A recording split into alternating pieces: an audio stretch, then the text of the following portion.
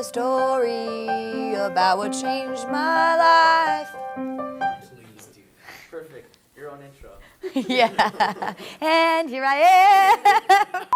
For me, I was 16 years old, and I remember we had about 15 kids meeting together in a gym. It was like a youth group type thing, and there were red stars everywhere, and it was just kind of a crazy setting. And our youth pastor's wife got up and she said, "Do you know what it's like to stare into his eyes of fire and be changed into his likeness?" And it was such a deep question, and I kind of immediately got defensive, and I was like, I've loved God my entire life, but you know, yeah, of course I've seen that or whatever. And she literally, right after I said that, she said, "You could have loved God your entire life." And she looked straight at me while she was saying that.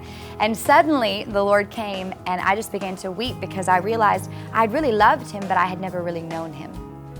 And so we went off to different parts of the gym, and I experienced his eyes of fire for the first time. And that, when you encounter the thing that everybody talks about, the God that you hear about every Sunday, when you encounter him for the first time, it really will wreck you. And so for me, that was the life-changing moment of, yes, I have something to live for now. Yes, I have something to give myself to. I have something to live for and to die for. And so it literally became this pursuit of the presence of God, to see his blazing eyes of fire.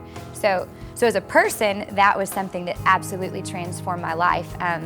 As a worship leader, a defining moment, I don't know if I could necessarily say I've had these amazing moments where it's been like, you are called to lead the nations in worship or anything like that. I've just always had a heart for people to encounter the presence of the Lord, and had a heart for people to see those blazing eyes that I saw.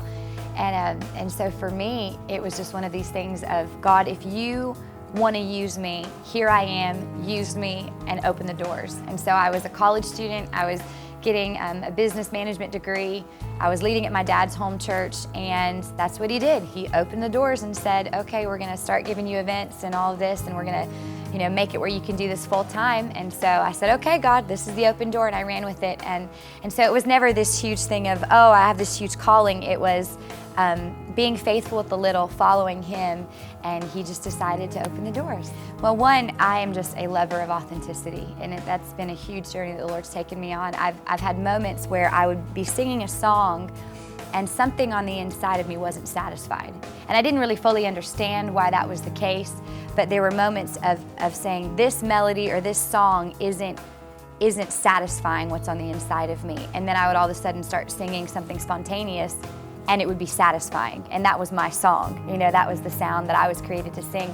And I didn't necessarily understand the language of that or what was happening, but I say, for me, I was one of those people who grew up in an environment, and I'm a product of my environment for the best. And I had people around me who were very much into pulling on who I was as a person and saying, there's authenticity on the inside of you. There's a song that moves the heart of God. And my dad was great with that. My parents were really, they'd always pull stuff out of me. They put me in these crazy positions where I just had to sing something, And so it was great, and it was stretching.